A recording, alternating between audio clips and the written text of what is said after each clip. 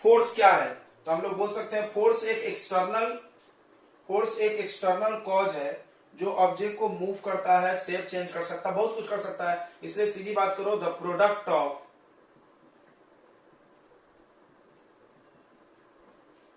Mass and acceleration. तो physics में ज्यादातर फार्मूले से ही लिखोगे डेफिनेशन तो हमेशा सही रहेगा। यानी फोर्स का फॉर्मूला होता है mass into acceleration. SI unit सब लोग जानते होंगे, थोड़ा सा जल्दी जल्दी कर लेते हैं हम लोग। SI unit of force, force का एसआई यूनिट क्या है बच्चों, न्यूटन। ठीक है, न्यूटन कहां से आया देखो, तो मास का यूनिट होता है केजी और एक्सेलरेशन का यूनिट होता है मीटर पर सेकेंड स्क्वायर। तो केजी मीटर पर सेकेंड स्क्वायर को ही न्यूटन लिखा गया। ध्यान रखेंगे, इसको कभी कभी जरूरत पड़ सकती है चेंज करने की। उसको आते हैं डायमेंशन पे।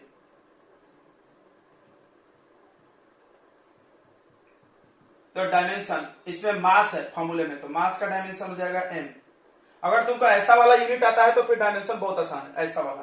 तो केजी मतलब मास, मीटर मतलब लेंथ और सेकेंड मतलब टाइम का पावर -2, mlt -2। फोर्स एक वेक्टर क्वांटिटी है, ये सबको पता होगा। इसका डायरेक्शन किधर होता है, डायरेक्शन ऑफ फोर्स जो होता है टुवर्ड्स एक्सेलरेशन।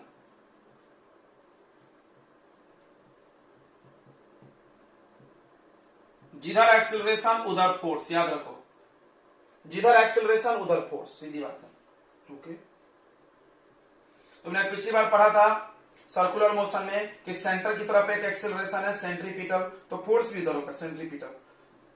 टेंजेंट की तरफ एक्सेलरेशन है टेंजेंशियल, तो फोर्स भी इधर होगा टेंजेंशियल फोर्स।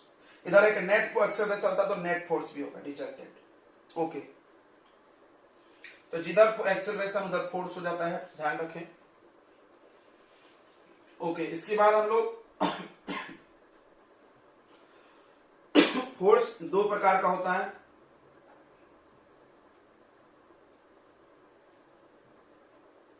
ये सब बकवास है, आप नहीं भी पढ़ेंगे तो चल जाता है, फिर भी हमारा काम है फॉर्मेलिटी करना।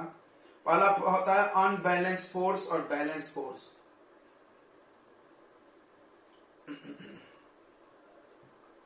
दूसरा होता है बैलेंस्ड फोर्स।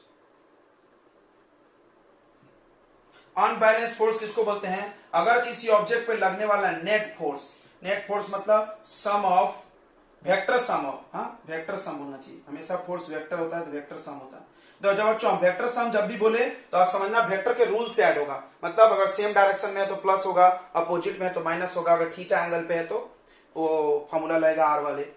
वेक्टर सम का इतना मतलब होता है, vector sum of all forces, जितने भी फोर्स है उसका वेक्टर सम जीरो नहीं होना चाहिए। जैसे मान लो कोई एक ऑब्जेक्ट है, इस पे इधर फोर्स लग रहा है, इधर भी लग रहा है, इधर भी लग रहा है, इधर भी लग रहा है, इधर 1 न्यूटन, इधर 2 न्यूटन, इधर 3 न्यूटन, इधर 4 न्यूटन। बताओ इस पे टोटल फोर्स जीरो है कि नहीं है, तो इस पे टोटल फोर्स जीरो नहीं है, तो 3 में से 1 गया, 2 न्यूटन इधर बचेगा और इधर बचेगा 2 न्यूटन फोर्स है इस पे। ठीक है, समझ में आ रहा है सबको। ओके, अगर मान लो हम इसको ऐसा कर दे, इधर 3 न्यूटन, इधर भी 3 न्यूटन, इधर 2 न्यूटन, इधर भी 2 न्यूटन, तो इस पे नेट फोर्स कितना हो जाएगा, जीरो। तो उसको बैलेंस्ड फोर्स बोलेंगे। अगर किसी ऑब्जेक्ट पे लगने वाला टोटल फोर्स का सम जीरो हो जाए, सम मतलब वेक्टर सम, याद रखना अपोजिट डायरेक्शन है तो माइनस करना पड़ता है, तो नेट फोर्स अगर जीरो हो जाए तो उसको हम लोग बैलेंस्ड फोर्स बोलते हैं। ये सब फोर्स बैलेंस्ड है। ठीक है, बैलेंस फोर्स की बात अगर तुम करोगे तो ऑब्जेक्ट ना तो चलेगी ना तो उसमें एक्सेलरेशन होगा। फोर्स जीरो तो एक्सेलरेशन जीरो, याद रखो। फोर्स जीरो तो क्या जीरो बच्चों, एक्सेलरेशन जीरो, याद रखो। एक्सेलरेट जीरो का मतलब ये नहीं कि चल नहीं रहा है, चल रहा है लेकिन एक्सेलरेट नहीं हो रहा। देखो एक्सेलरेट वर्ड को फील करो, एक्सेलरेट, गाड़ी में होती है ना एक्सेलरेटर, स्पीड बढ़ाना या घटाना, वो नहीं होगा, एक स्पीड से चलेगा। एक्सेलरेशन जीरो का मतलब यूनिफॉर्म स्पीड या वेलोसिटी, और यहां पर एक्सेलरेशन होगा, acceleration is not zero, velocity भी बदलेगी, बढ़ेगी, घटेगी। ठीक है, और भी दो टाइप के फोर्स होते हैं।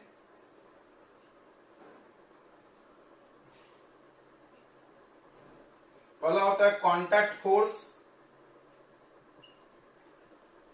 और दूसरा होता है नॉन कांटेक्ट फोर्स।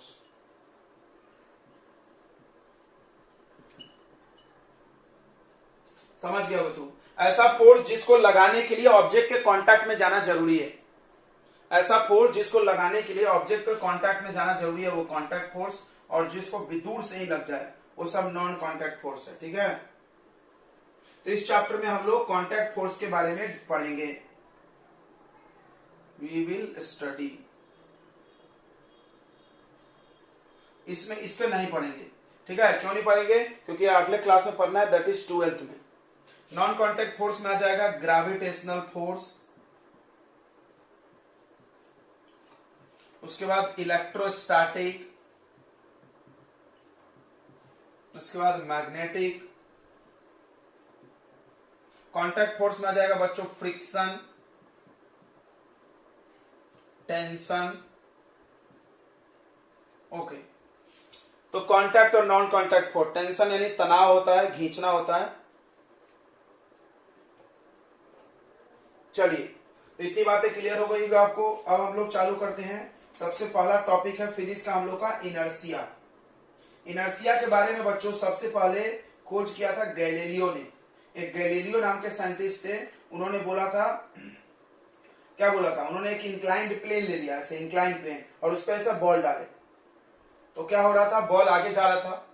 देखो यहां पर गैलीलियो एक्सपेरिमेंट समझो, ऐसा इंक्लाइंड प्लेन लिए, बॉल डाले, तो बॉल ऐसे जाते जाते सीधे जा रहा था, जबकि यहां रुक जाना चाहिए। क्यों? क्योंकि यहां से यहां तक तो फोर्स है। सोचो, थोड़ा ध्यान से सोचेंगे, जब हम किसी चीज को यहां से ऊपर से फेंके तो नीचे की तरफ कोई खींच रहा है इसको। कौन खींच रहा है? अर्थ का फोर्स, ग्रेविटेशनल फोर्स, उस वजह से नीचे है। यहां पर आके फोर्स जीरो हो गया, तो यहां रुक जाना चाहिए था, फिर भी नहीं रुकी, आगे गई। ओके, इसका इन्होंने ऐसा इंक्लिनेशन ऐसे भी कर दिया, फिर भी आके ऐसे जा रही थी ऊपर। सरफेस पे फ्रिक्शन नहीं होना चाहिए, यानी देखा इन्होंने कि हम कुछ भी कर रहे थे, जहां पे फोर्स जीरो हो रहा फिर भी ये जा रही, हम इसको रोक रहे हैं। अब देखो यहां तो नहीं जाना चाहिए था पक्का, यहां तो हमको समझ में आ गया जाने दो, सीधा है तो चली गई, लेकिन अब हम तो इसको ऐसे उठा दिए यार, अब तो इसको रुकावट हो रहा ना। ऊपर जब जा रहा है तो पृथ्वी नीचे खींच रही है, यानी हम इसको खींच रहे हैं फिर भी जा रहा है। ये बिल्कुल हालत इसकी बेवरे जैसी हो गई है। एक बार दारू पिला दिया, इसको लत लग गई, बाद में जबरदस्ती जा रहा, फिर उसको मार रहे, डंडे वंडे गाली वाली भी दे रहे, फिर भी बोल रहा नहीं हम तो जाएंगे पीने। एक बार आदत लग गई मेरे को, तो लत लग गई है, लत लग गई, उसको आदत लग गई है। तो उसी तरह यहां पर एक प्रॉपर्टी का नाम दिया गया, न्यूटन ने दिया, इनर्शिया। क्या बताया उसका मतलब? कि जब हम किसी ऑब्जेक्ट को एक बार चला देते हैं, या अगर रेस्ट में है तो रेस्ट में रख देते हैं, तो उसके पास उसी स्टेट को बनाए रखने की एक प्रॉपर्टी आ जाती है। मतलब वो चाहता है कि हम उसी वैसा ही रहे हमेशा। उस प्रॉपर्टी को हम लोग इनर्शिया बोलते हैं। ठीक है, तो अब हम इसको जब एक बार चला दिए, मोशन में ला दिए, तब इसको आदत हो गई चलने की। अब ये चलते जाएगा। कब तक चलते जाएगा? इनफाइनाइट तक। तो बोला कि हाँ, अगर तुम नहीं रोकोगे तो इनफाइनाइट तक जाएगा वो। अब रोकोगे तो रुक जाएगा। जैसे कुछ दूर जाके क्यों रुकेगी? क्योंकि फर्श में फ्रिक्शन है जो उसको पीछे खींच रहा है। अगर हम इसको नहीं रोके तो नहीं रुकेगा। मतलब इनर्शिया एक प्रॉपर्टी है हर ऑब्जेक्ट में, बोलते हैं हर ऑब्जेक्ट में एक प्रॉपर्टी होता है उसके मास के वजह से। क्यों प्रॉपर्टी होता है? उसके मास की वजह से, जितना ज्यादा मास उतना ज्यादा इनर्शिया, जिसके वजह से अगर तुम उसको एक बार उसका जो स्टेट रख दोगे, चाहे वो रेस्ट में रहे चाहे वो मोशन में रहे, वो कंटिन्यू करते रहेगा उसी को, जब तक कि आप उसको फोर्स लगा के चेंज नहीं करोगे। मतलब अगर हम किसी ऑब्जेक्ट को ऐसा अंतरिक्ष में ले जाकर फेंक दे स्पेस में, तो कंटिन्यू लाइफ लॉन्ग चलता ही रहेगा, क्योंकि स्पेस में कोई रोकने वाला नहीं है। पृथ्वी पर फेंके तो रुक जाता है, क्योंकि एयर रेसिस्टेंस, हवा रोक लेती है या फ्रिक्शन रोक लेता है। लेकिन ये लॉ गलत नहीं हुआ है, क्योंकि लॉ बोल रहा है इनर्शिया वाला कि भाई वो नहीं रुकेगा जब तक तुम उसको रोकोगे नहीं, यानी फोर्स नहीं लगाओगे अपोजिट डायरेक्शन। इधर जा रहा तो इधर नहीं खींचोगे तब तक वो नहीं रुकेगा। ठीक है, तो ऐसा एक प्रॉपर्टी देखा गया हर ऑब्जेक्ट में, ऐसी एक खासियत देखी गई, ऐसे एक गुण देखा गया कि वो क्या होता है, वो अगर एक जगह बैठ गया तो चलना नहीं चाहता है, अगर चल रहा है तो रुकना नहीं चाहता है। इसीलिए कोई जैसे कोई ऑब्जेक्ट है भारी भरकम, मान लो कार है, कार को तुम ऐसा धक्का मार के चलाओ, तो पहली बार जब वो रुका हुआ है और धक्का मार के चलाने में बहुत फोर्स लगेगा, उसके बाद जब वो चलने लगेगा तो फिर आपको धीरे धीरे फोर्स लगाना है, फिर वो चलते रहेगा। समझ में आ रहा है मेरी बात? पहली बार जब कार को हम चलाएंगे कोई रेस्ट में, मान लो ये टेबल है, इसको जब पहली बार आप खींचोगे तो जब रेस्ट से मोशन में आने में जो ताकत लगेगा वो बहुत ज्यादा लगेगा। ठीक है, उसके बाद जब वो चलने लगा तो थोड़ा थोड़ा ही फोर्स में वो चलेगा कंपेयर टू पहले से।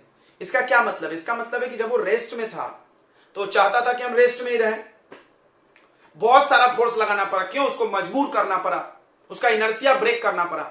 इनर्शिया ब्रेक करने के लिए फोर्स लगेगी बच्चों, याद रखना हमेशा, सीधी बात। इनर्सिया तोड़ना है, आपकी आदत तोड़ना है तो आपको झपड़ाना पड़ेगा, आपको लतियाना पड़ेगा। आपको पता है एक दो झापड़ मारेंगे हम लोग तो आप दारू पीने नहीं जाओगे, बराबर है कि नहीं। तो उसी तरह इनर्सिया, इनर्सिया भी एक आदत जैसा है, एक बार ऑब्जेक्ट को लग गई तो उसको रोकने के लिए, उसको बदलने के लिए फोर्स की जरूरत पड़ेगी। तो वैसा कोई ऑब्जेक्ट रेस्ट में है, उसको चलाना है पहली बार, यानी उसका इनर्सिया चेंज करना है तो बहुत सारा फोर्स लगेगा। क्लियर हो गया इतनी बातें, तो हेडिंग लगाइए इनर्सिया। तो इनर्सिया क्या है? इनर्सिया को बोलते हैं the property of object,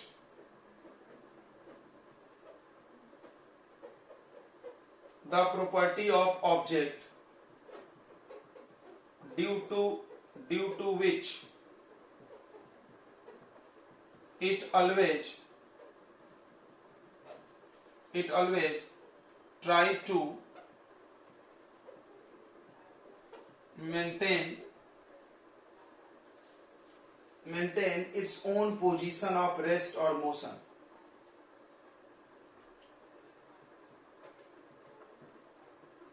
Its own position मतलब स्थिति,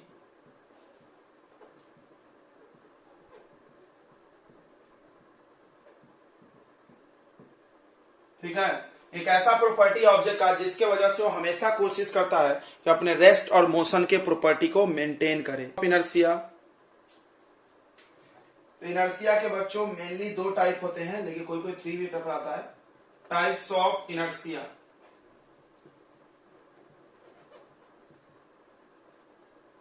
इनर्सिया टाइप पहला इनर्सिया ऑफ रेस्ट, यानी आदत। देखो इनर्सिया वर्ड को अपने दिमाग में आप फील कर लो, आदत लिख लो मन में, आदत लत तो याद रहेगा। इनर्सिया ऑफ रेस्ट, रुके रहने की आदत। उसके बाद इनर्सिया ऑफ मोशन, चलने की आदत। और इनर्सिया ऑफ डायरेक्शन,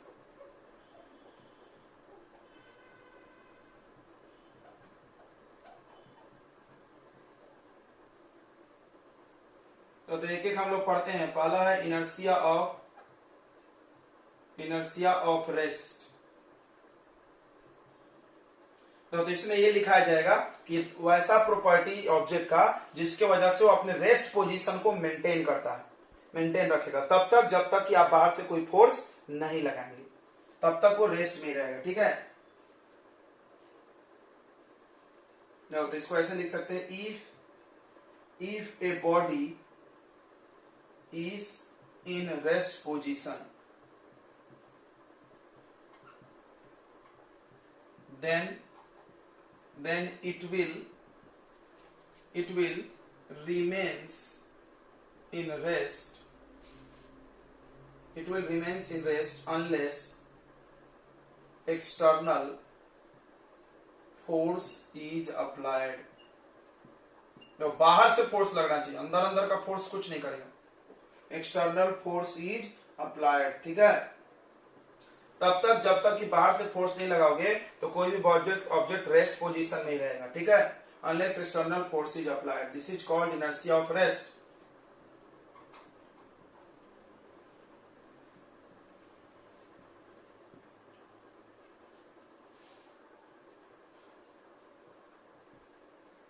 अब इसके कुछ एग्जाम्पल है, देखो सम एग्जाम्पल्स। एग्जाम्पल नंबर 1 कि तुम देखे होगे ऑन सडन स्टार्ट ऑफ बस या कार, तुम कार में बैठे हो या बस में बैठे हो, अचानक से चालू हो गई कार, पहले रेस्ट में थे फिर चालू हो गया। अचानक होना चाहिए, अचानक होना जरूरी है, आराम से हुई तो कुछ नहीं होगा। ऐसा अचानक चालू हुई बस, ऐसे हम खड़े मान लो बस से पकड़ के, अचानक बस चालू हो गई तो हम लोग कहाँ गिर जाते हैं बताओ? बस चालू हो तो हम लोग पीछे, ऐसे पीछे झुक जाते हैं ना। या बाइक पे बैठे हो अचानक से कोई ऐसा जंप से एक्सीलरेटर दे तो पीछे गिरने लगते हैं हम लोग, देखे होंगे सामने। तो क्या होता है भाई, या बाइक ऐसे नॉर्मल स्पीड में अचानक से एक्सीलरेटर देते हैं, पीछे जो बैठा है हर ऐसे पीछे झुक जाता है, गिरने की तरफ, गिरने जैसा होने लगता है। तो ये सब ऐसा इनर्शिया ऑफ रेस्ट की वजह से हो रहा है। तो क्या होता है, ऑन सडन स्टार्ट ऑफ बस के सडन स्टार्ट पे जो पैसेंजर होते हैं,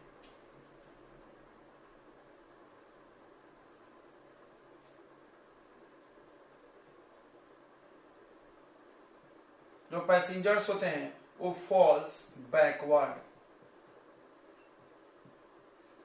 पीछे की तरफ गिर जाते हैं। किसके वजह से? Due to inertia of rest.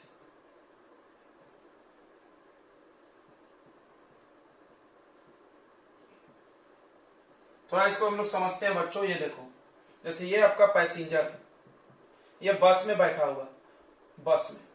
अब देखो बस चली, तो बस चली तो इसका जो भी बॉडी का पार्ट्स, मान लो पैर, पैर खड़ा है, बैठा नहीं है, खड़ा है, तो इसका पैर बस के साथ टच में है, तो जो भी बॉडी के साथ टच में है वो तो आगे जाएगा। क्यों? क्योंकि बस ने उस पर फोर्स लगाया। इस लाइन को पढ़ो। कोई भी ऑब्जेक्ट रेस्ट में है तो रेस्ट में ही रहेगा तब तक जब तक कि बाहर से फोर्स नहीं लगेगा।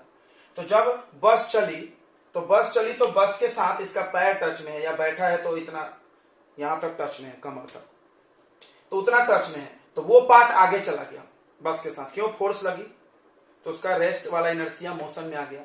लेकिन जो बॉडी का ऊपरी हिस्सा है जो बस के टच में नहीं हो तो रेस्ट में था। और बोला जाता है कोई भी ऑब्जेक्ट जो रेस्ट में रहता है वो रेस्ट में ही रहना चाहता है तब तक जब तक फोर्स नहीं लगेगा। लेकिन अभी तक तो इस पे कुछ फोर्स नहीं लगा है, पैर पे लगा है तो पैर आगे चला गया। अब तुम इमेजिन करो क्या होगा अगर पैर आगे चला गया और तुम्हारा ऊपरी हिस्सा यहीं रह गया। यू विल फॉल बैकवर्ड, आप पीछे गिर जाओगे। समझ में आ गया? अब कभी कभी क्या होता है, हम लोग गिरते गिरते बच भी जाते हैं। क्यों? क्योंकि हमारा पूरा बॉडी कनेक्टेड है। तो जब ये बॉडी का पार्ट आगे चला गया और हम गिरने लगते हैं तो मेरा मसल्स जो था, मांसपेशी, बॉडी को आगे खींच लेता है फोर्स लगा के। ठीक है, तो समझ में आ गया due to inertia of rest कैसे फॉल होते हैं हम लोग। आप इसको चाहो तो एक्सप्लेनेशन लिख सकते हो। क्या होगा एक्सप्लेनेशन? एक्सप्लेनेशन क्या होगा? एक्सप्लेनेशन यही होगा कि when bus starts the part of body, दो बातें लिखना जरूरी है। बॉडी का वो हिस्सा जो कांटेक्ट में है और बॉडी का जो हिस्सा कांटेक्ट में नहीं है। तो हम लोग कांटेक्ट फोर्स के बारे में पढ़ रहे हैं, बताए भी थे। We will study the contact force. तो बॉडी का वो पार्ट जो फोर्स के कांटेक्ट में है, बस के कांटेक्ट में, that will move along with बस, वो बस के साथ आगे चला जाएगा। You should note it down. क्या बोलेंगे यहां पर? इसके बाद लिखेंगे ऑन सडन स्टार्ट, ये लिखे ना, due to inertia of rest लिख लो यहां पे। When bus starts the part of body of passenger which is in contact with bus start moving with bus, but the upper part of body remains in rest due to inertia of rest, so passenger falls backward. ये ऊपरी हिस्सा rest में रह गया और नीचे वाला चला गया, आप पीछे गिर गए। ओके, तो this is first example. Next example क्या होगा इसका देखते हैं हम लोग।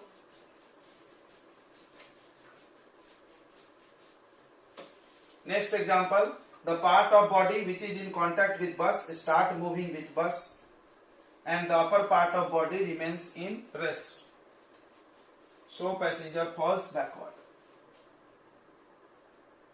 Next second example है, second example कि एक टम्बलर ले लो, टम्बलर यानी ग्लास, ठीक है, इसको टम्बलर भी बोलते हैं।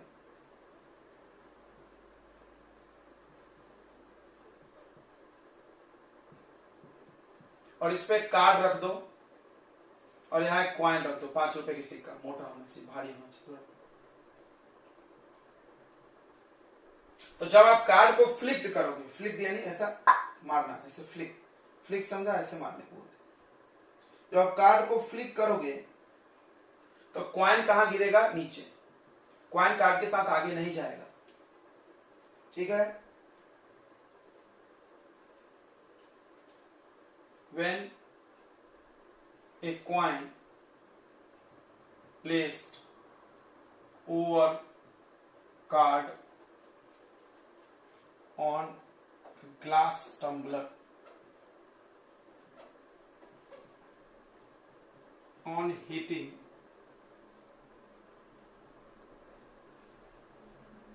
coin, suddenly लिखना जरूरी है। Coin falls in glass, coin glass में गिरेगा। क्यों? अचानक हम लोग बार बार क्यों लिख रहे हैं बताओ? अचानक क्यों लिख रहे हैं बच्चों? अचानक इसलिए लिखना है कि कोई भी काम अगर अचानक करोगे तभी ऐसा होगा, और धीरे धीरे करोगे तो उसको टाइम मिल जाएगा ना मोशन में आने के लिए। मान लो बस धीरे धीरे चालू हुई तो हमारा ऊपरी हिस्सा को भी टाइम मिल जाएगा, हमारा मसल्स खींच के आगे लेके चला जाएगा, हम लोग पीछे नहीं गिरेंगे। इसलिए सडन होना। तो जब अचानक से आप इसको फ्लिक करोगे, ऐसे मारोगे, अचानक ठक से जल्दी से मार दो, बहुत तेजी में, तो कॉइन नीचे गिर जाएगा। कारण वही, इनर्शिया ऑफ रेस्ट। कारण क्या है? सबका कारण एक ही है, due to inertia of rest. किसके पास है इनर्शिया ऑफ रेस्ट? बताओ। कार्ड, ग्लास, कॉइन किसके पास है? यह प्रॉपर्टी किसके पास लग रही है? बताइए। इनर्शिया ऑफ रेस्ट किसके पास है?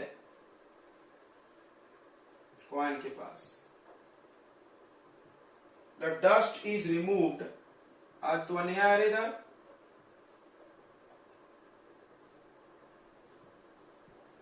when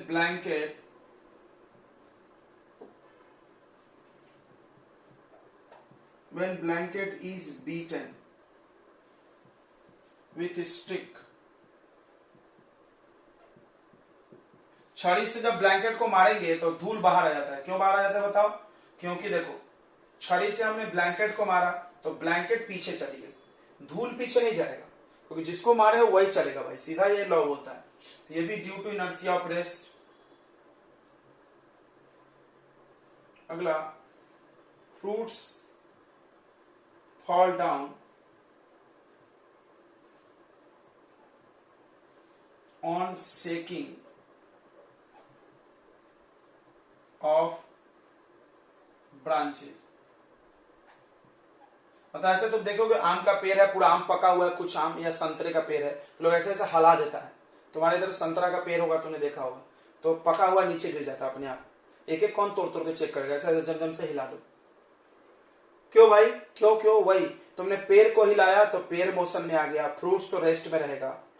ध्यान से समझना, किसके पास इनर्शिया प्रॉपर्टी है देखना। जो टूट के अलग हो रहा है, जो निकल रहा है वो इनर्शिया है। इनर्शिया की वजह से तुमको टूट के बाहर जाना पड़ेगा। तो कार्ड से कॉइन जुदा हो गया, कॉइन के पास इनर्शिया है। डस्ट जुदा हो गया ब्लैंकेट से, डस्ट के पास इनर्शिया है। फल जुदा हो गया फ्रूट से, पेड़ से, फल के पास इनर्शिया है। ठीक है, आगे बढ़ते हैं।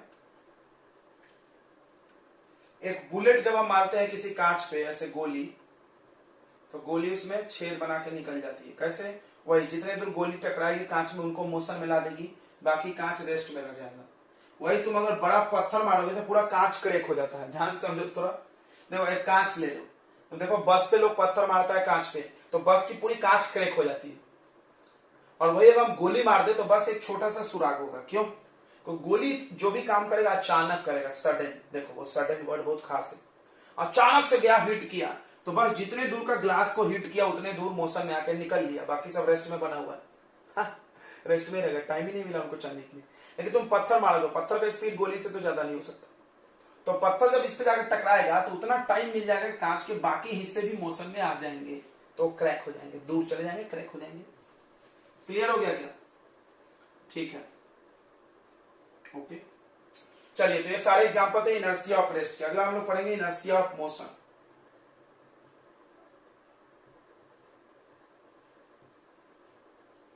जैसे इनर्शिया ऑफ रेस्ट में आपने लिखा था, इसमें भी लिख सकते हो कि अगर कोई ऑब्जेक्ट मोशन में है तो वो चलते रहेगा उसी स्पीड से, उसी वेलोसिटी से, जब तक कि हम बाहर से कोई फोर्स नहीं लगाएंगे। क्या लिखे थे इनर्शिया ऑफ रेस्ट में? आप पढ़िए, if a body is in motion then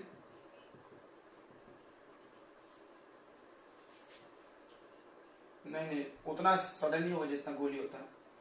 if a body is in motion then it will remains moving, चलता रहेगा, इन सेम डायरेक्शन, उसी डायरेक्शन में नहीं बदलना चाहिए, in same direction with same speed, उसी स्पीड से, स्पीड भी कम ज्यादा नहीं होना चाहिए, इसको यूनिफॉर्म बोल सकते हो। कब तक? जब तक फोर्स नहीं लगाओगे, unless external force is applied. तो अनलेस का मतलब होता है जब तक नहीं, जब तक हम लोग फोर्स नहीं लगाएंगे। ठीक है, फोर्स नहीं लगाएंगे तब तक वो चलते रहेगा, यही बात है। फोर्स लगाएंगे तो रुक जाएगा। अब इसका पहला एग्जांपल वही आएगा कि passengers fall forward on sudden stop of bus, वही due to inertia of motion, due to inertia of motion, inertia of motion की वजह से। ठीक है, जैसे कैसे समझते हैं इसको, जैसे एक कोई भी पैसेंजर बैठा है बस में या खड़ा है, अब बस चल रही है तो बस के साथ साथ उसकी बॉडी भी चल रही है भाई, मोशन में है सब, उसके पास अब इनर्शिया आ गई मोशन वाली, उनके पास इनर्शिया आ गई है मोशन वाली। ये देखो अब अचानक से, या तुम कभी दौड़ते आओ कोई पैर लगा दे, तुम ऐसे पलट जाते हो, देखे होगे कोई तुम्हारे घर में मजाक करता होगा, तुम दौड़ के आ रहे हो चल के आ रहे हो, सामने हम तुम्हारे पैर लगा दे तो ऐसे मुंह के बल तुम गिर जाओगे फड़ाक से। या कोई चलती हुई बस या ट्रेन से कोई उतरे और अचानक से उतर के खड़ा हो जाए, दौड़े नहीं तो रुक जाए, गिर जाएगा। या कोई बहुत तेजी से दौड़ के आ रहा है, अचानक रुक जाए, गिर जाएगा फटाक से। ये सारी कहानी यही है, यही पॉइंट में आ गया। ये सबको अलग अलग मत सोचे, ये सारे पॉइंट्स इसमें कवर हो रहे हैं कि अगर चलती हुई बस से उतरते हैं थोड़ा दूर जॉगिंग क्यों करते हैं, या चलती हुई ट्रेन से उतरते थोड़ा दूर जॉगिंग क्यों करते हैं, अचानक रुक जाएंगे तो क्या होगा, वो पैसेंजर गिर जाएगा सामने, फॉरवर्ड गिरने वाला देखो, फॉल्स फॉरवर्ड। या कोई फास्ट रनिंग करके अचानक से रुकेगा तो आगे गिर जाएगा, या आप चल रहे हो हम आपके सामने पैर लगा दे तो आप आगे गिर जाओगे। क्या होता है कि जब इन सभी केस में बॉडी मोशन में है, तो जब आप मोशन में आ गए तो इन बॉडी में इनर्शिया ऑफ मोशन आ गया, अब इसको चलने की आदत हो गई है। अब क्या होगा, अब तुम फोर्स लगा दो कहीं एक जगह तो वो पार्ट रुकेगा, बाकी पार्ट चलता रहेगा, तो चलता रहेगा तो आगे चला जाएगा, तो आप गिरेंगे। ये देखो इसको समझो, ये देखो आप चल के आ रहे हो, हम यहाँ रोक लिए, टक गिर गए। अब हम पूरे को अगर रोक लेंगे तो पूरा रुक जाएगा, नहीं गिरेगा ऐसे, फिर मुंह हाथ फूट जाएगा, हाँ जम से टकरा जाएंगे, बराबर है कि नहीं। हाँ ओके, ऐसा कर सकते हैं आप लोग, समझ में आ गया सबको। तो इसमें भी ऐसा ही हो रहा है, जब बस चल रहा है तो पूरा बॉडी चल रहा है, अब बस जैसे रुका तो बॉडी का वो हिस्सा जो बस के टच में है, देखो ये हिस्सा निचला हिस्सा बॉडी के टच में है, बस के टच में है, वो रेस्ट में आ जाएगा। But the upper part remains moving, so passenger falls forward. लिख लोगे आप खुद से एक्सप्लेनेशन क्या कि body is in motion along with bus, body motion में, मोशन बस के साथ, when bus stops the part of body, समझो इस डायलॉग को, the part of body which is in contact with bus remains comes in rest, यानी बॉडी का वो हिस्सा जो बस के कॉन्टैक्ट में रेस्ट में आ जाता है। But the upper part of body remains moving due to inertia, so passenger falls forward. ठीक है बच्चों, नेक्स्ट एग्जांपल देखते हैं हम लोग इसका।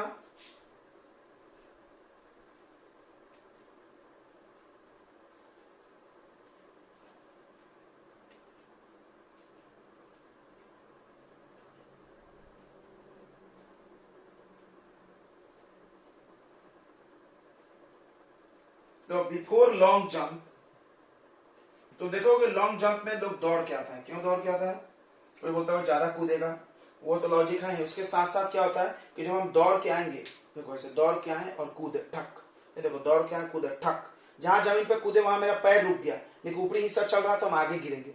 अब क्या करो, तुम अचानक से खड़े हो और कूद जीता तो तुम पीछे गिर जाओगे।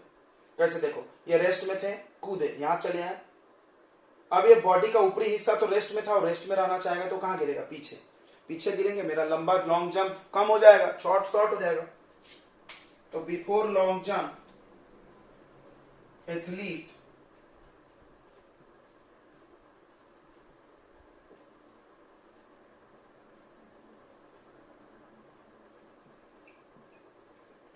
runs some distance, ताकि उसका बॉडी काय में आ जाए, मोशन में आ जाए, ताकि वो सामने गिरे, क्योंकि वो लॉन्ग जंप में सामने ही गिरना चाहते हैं, पीछे नहीं गिरना चाहते, फॉरवर्ड गिरने के लिए। देखो ये गिरना चाह रहा है बेचारा। नेक्स्ट एप्लीकेशन बच्चों ध्यान दें,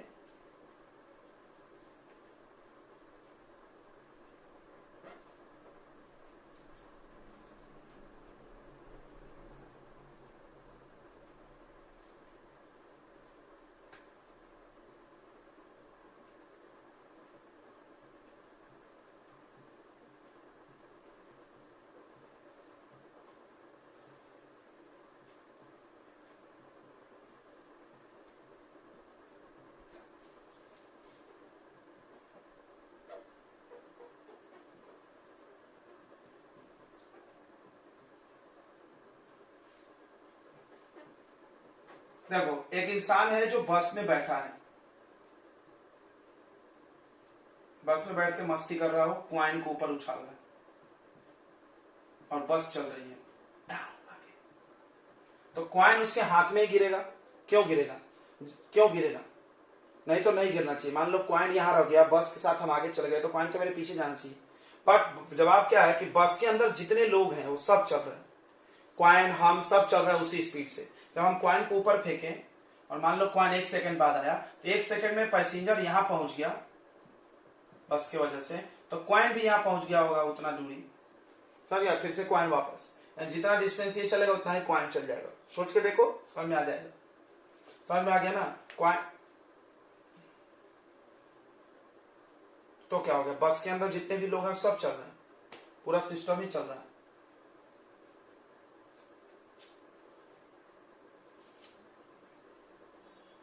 कैसे?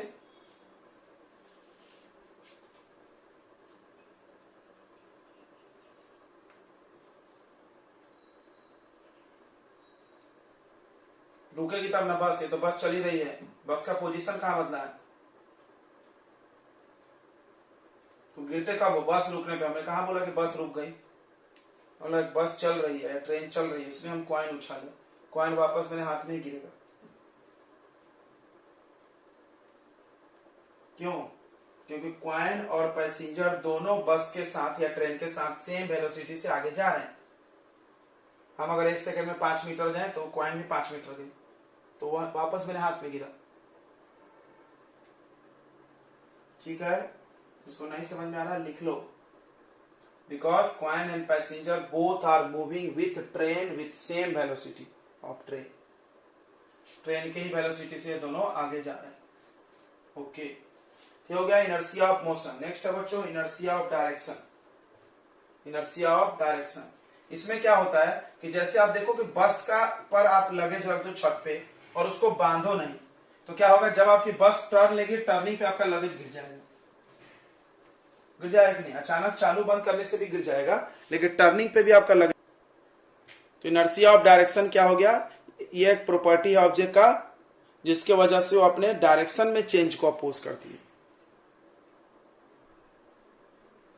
चलिए, तो हम लोग पढ़ने जा रहे हैं Newton's first law of motion, या सिर्फ फर्स्ट लॉ भी बोल सकते हो।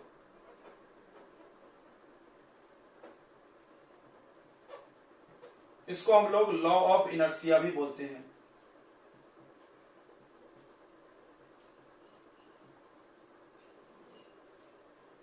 वही तो बताया था अभी हम, उसने पत्थर गिरा के देखा वो चल रहा है, इनर्शिया के बारे में बताया था। तो इनर्शिया के बारे में सबसे पहला एक्सपेरिमेंट एरिस्टोटल ने किया था, ठीक है? एरिस्टोटल, उसके बाद गैलीलियो, ये सब एक्सपेरिमेंट करके लाए थे उन्होंने। एरिस्टोटल ने बोला था कि एक्सटर्नल फोर्स की जरूरत है किसी भी बॉडी को, external force is needed to keep a body in uniform motion. अगर हम किसी वस्तु को चलाते रहना चाहते हैं तो तुमको बाहर से फोर्स की जरूरत पड़ेगी। यही चीज एरिस्टोटल ने बताया था पहली बार, ठीक है? ओके, लेकिन बाद में एरिस्टोटल को गलत साबित कर दिया किसने? गैलीलियो ने। कैसे साबित कर दिया? वही वाला, ये देखो, ऐसे लगा दिए, ऐसे गिरा दिए, उसीलिए तुम लोगों ने बुक में उसको फॉलेसी लिखा है। फॉलेसी मतलब गलती, एरिस्टोटल की गलती।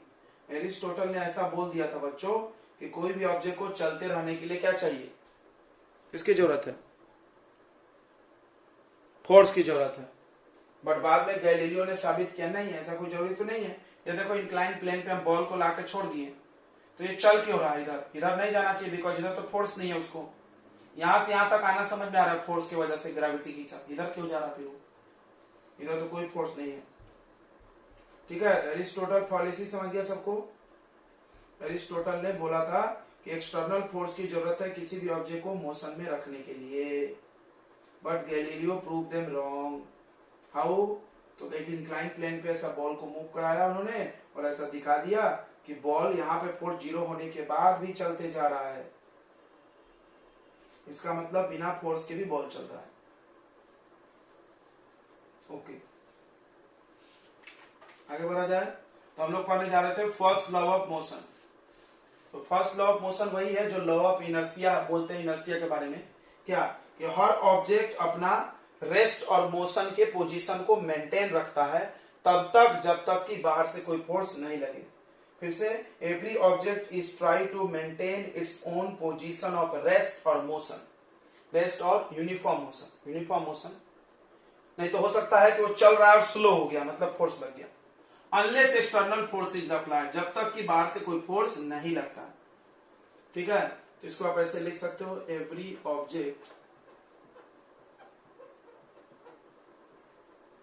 Object try to maintain its own position of rest और यूनिफॉर्म मोशन। यूनिफॉर्म मोशन मतलब एक ही स्पीड से चलते रहना चाहिए, स्पीड भी कम हो गया तो समझ जाओ कि फोर्स लगा है। Unless external force is applied, जब तक कि बाहर से फोर्स नहीं लगा। कौन सा फोर्स, बैलेंस क्या अनबैलेंस? तो जवाब है अनबैलेंस, अनबैलेंस फोर्स की बात यहां पे होगी। ठीक है बच्चों, यानी कुल मिलाकर इस फर्स्ट लॉ का स्टेटमेंट का मीनिंग ये है कि फोर्स चाहिए इनर्शिया चेंज करने के लिए, बस यही सिंपल मीनिंग है। Force is required to change the inertia of object. Object के कितने प्रकार की इनर्शिया होते हैं? 3 प्रकार के, 3 प्रकार की इनर्शिया होती है। तीनों में से किसी को अगर चेंज करना है तो आपको फोर्स की जरूरत पड़ेगी, यही मीनिंग हुआ। लिख सकते हो तुम यहाँ पे, इट मीन्स इसका मतलब है force is required to change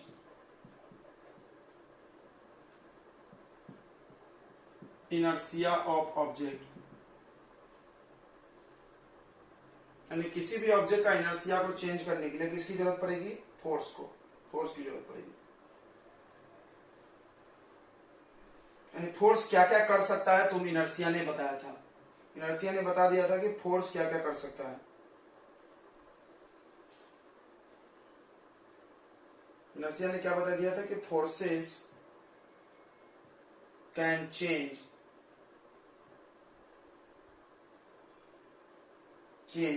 state of rest, motion, speed, shape, size, ये सब फोर्स चेंज कर सकता है इनर्शिया। यही बोल रहा है यहाँ पे, लॉ का मीनिंग यही है क्या कि जब तक फोर्स नहीं लगेगा तब तक वो अपना रेस्ट और यूनिफॉर्म मोशन को चेंज नहीं करने वाला, मतलब फोर्स चाहिए चेंज करने के लिए, सीधी बात तो यही है। ठीक है, यानी और एक बात लिख लें कि inertia force applied on object, ऐसा लिख लो, force required for object is directly proportional to inertia, यानी बोल सकते हो mass. Inertia is due to its mass, याद रखना, inertia is due to its mass. जैसे example force required to move car is more than bike. क्यों? Because inertia या तुम बोल सकते हो mass of car is more. समझ गया, जिसका मास ज्यादा उसका इनर्शिया ज्यादा, उसको ज्यादा फोर्स लगेगा, सीधी बात है। ओके, कोई बात नहीं, दिक्कत नहीं होगा आपको। यानी inertia depends on mass, inertia depends on मास, या डायरेक्टली प्रोपोर्शनल बोल सकते हो। इनर्शिया मास पे डिपेंड करता है, जिसका मास ज्यादा उसका इनर्शिया ज्यादा, जिसका मास ज्यादा उसका इनर्शिया ज्यादा, उसको रोकने के लिए, चलाने के लिए ज्यादा फोर्स चाहिए, उसका इनर्शिया बदलने के लिए ज्यादा फोर्स चाहिए। ओके, इसका यह भी मतलब इस लॉ का कि अगर किसी ऑब्जेक्ट को हम यूनिवर्स में थ्रो कर दे, it will remains moving throughout the life. ठीक है, अगर हम किसी ऑब्जेक्ट को यूनिवर्स में फेंक दें तो ये पूरी लाइफ चलते रहेगा। If no external force is applied, object move करते रहेगा, मूव करते रहेगा। अब हमारे अर्थ पे क्या होता है कि एयर फ्रिक्शन और जमीन का फ्रिक्शन उसको रोक देता है। तो चलिए फर्स्ट लॉ के बारे में इतनी सी बातें बहुत है। तो फर्स्ट लॉ ने आपको क्या बताया, व्हाट फोर्स कैन डू। ये पूरे लॉ ऑफ फोर्स के बारे में, सारे लॉ ऑफ फोर्स के बारे में ही कुछ बताते हैं, ध्यान देना इस बात को। पहला लॉ ने बताया फोर्स क्या कर सकता है, दूसरा लॉ बताएगा फोर्स कितना वैल्यू क्या होता है, कैसे टोटल फोर्स निकलेगा, और तीसरा लॉ में बताता है कि फोर्स हमेशा पेयर में लगते हैं, एक्शन रिएक्शन। ठीक है, तो